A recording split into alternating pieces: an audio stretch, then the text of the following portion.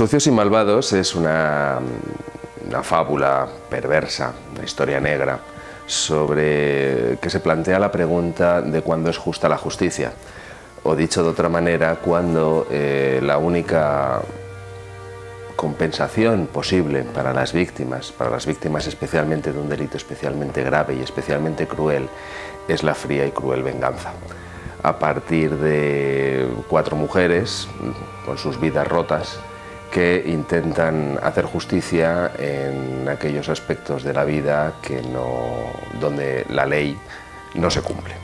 Eso es básicamente Sucios y malvados. Además, es una reflexión sobre uno de los problemas que yo considero que es uno de los principales problemas de la sociedad española hoy en día, que es la violencia de género. La violencia de género en 20 años se ha cobrado más víctimas que la violencia política en España durante los últimos 40 años. Estamos hablando de un problema que suponen 140.000 denuncias cada año por violencia machista. Todo eso sin hablar las otras formas de violencia de género, como por ejemplo es la prostitución. El dato que sale en la novela, en Sucios y malvados, no me lo he inventado, este es real. En el año 2015 los españoles se gastaron 550 millones de euros en entradas al cine y 3.200 millones de euros en prostitución. Esta cifra indica que el monstruo de esta novela, el monstruo de esta novela negra, no es el psicópata, no son los poderosos, no es el asesino, sino que el monstruo en esta novela, el monstruo eres tú.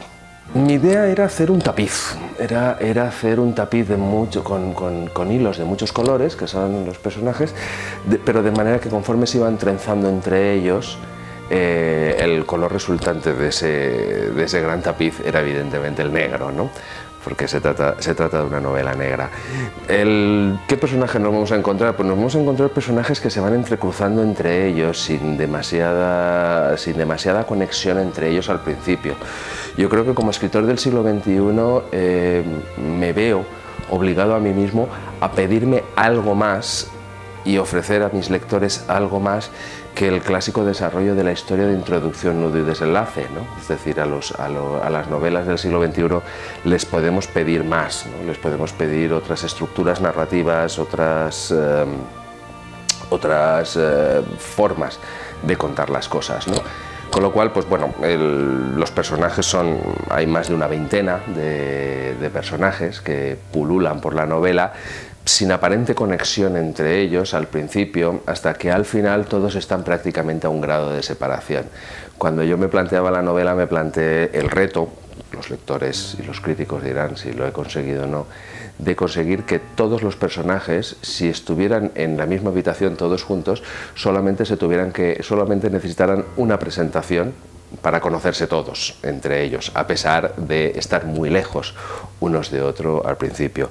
Entre los personajes que destacan, pues las 4 mujeres que sostienen la trama, 4 mujeres que, como he dicho antes, son muy diferentes, están rotas porque las 4 han padecido en sus carnes el zarpazo de la violencia y del crimen en distintos grados, en distintas formas, pero las 4 están marcadas por esa tragedia, y cómo esas 4 se relacionan pues con otros que va pues desde un abogado sin escrúpulos a un notario con oscuros y perversos gustos sexuales, a un músico con la mente rota debido a un trauma que padeció de niño y que no ha podido superar, y a un personaje pues sin nombre, un diablo sin nombre ni humanidad, ¿no? Que pulula por las calles de Valencia y que, bueno, es probablemente el que desencadena toda la trama, ¿no? Todos estos personajes se van cruzando, vuelvo a insistir, con 2 temas al fondo.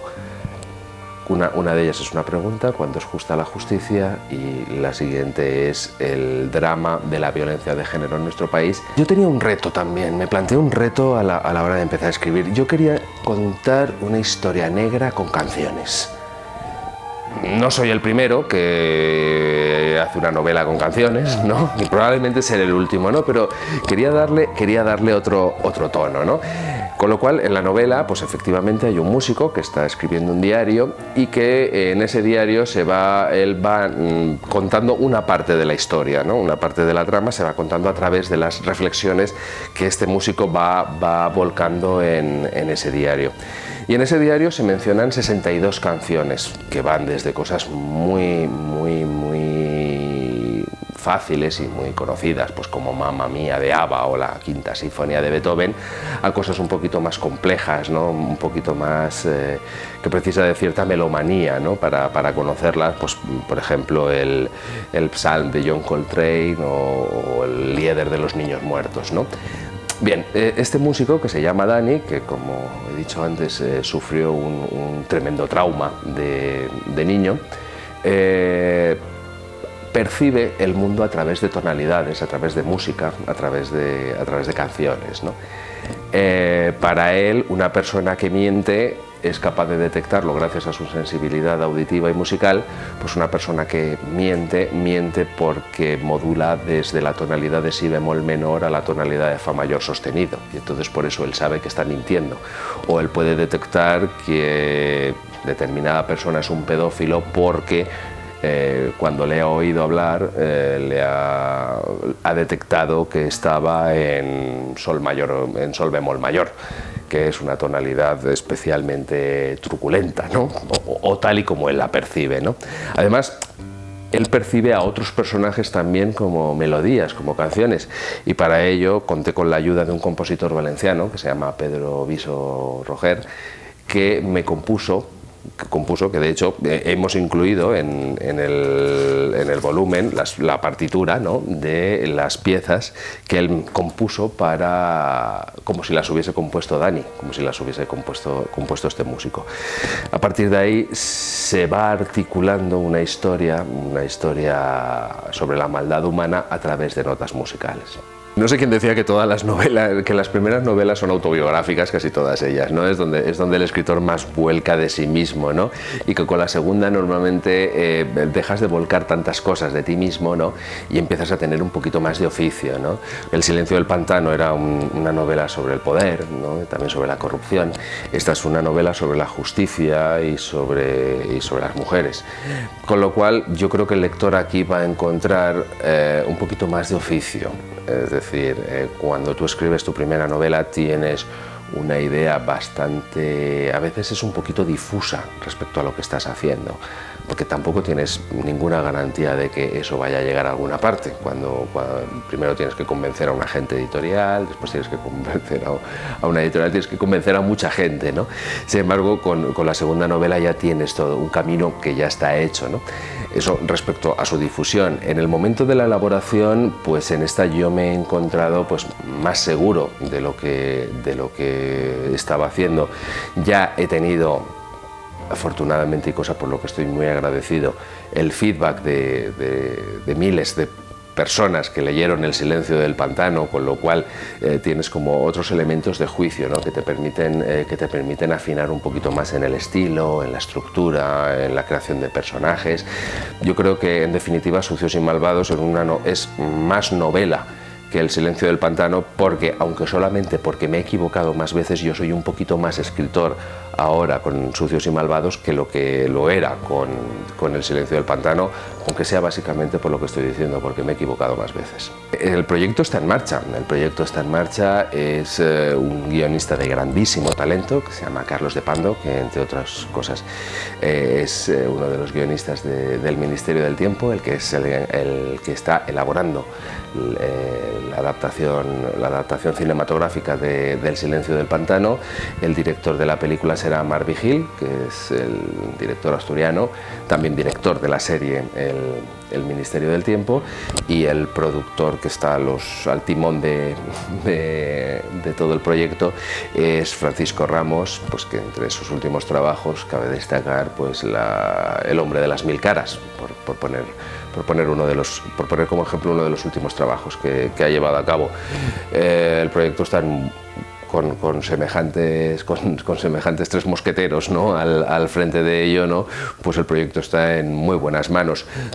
Respecto a plazos de cuando empieza el rodaje, de eso apenas puedo contar nada, ¿no? Es decir, porque sé que se está trabajando en ello. Como escritor, pues bueno, es una grandísima alegría y una grandísima satisfacción, ¿no?, que una de tus obras pues sea elegida precisamente para ser llevada al cine. Es algo que no pretendes, o sea, al menos en mi caso, ni en mis más delirantes fantasías pensaba que mi primera novela fuera a ser llevada al cine. Vamos, de ninguna de las maneras, ¿no? me pusiera como me pusiera. Esto pues evidentemente es un grandísimo espaldarazo para una carrera literaria, porque nos guste o no nos guste, el mundo del entretenimiento, de la creación, de la ficción en el siglo XXI está ya íntimamente relacionada, ¿no? Ya no hay unas fronteras tan definidas entre literatura, cine, televisión, podcast, radio. Es decir, vivimos en la era del mestizaje, ¿no? Y de la hibridación, ¿no?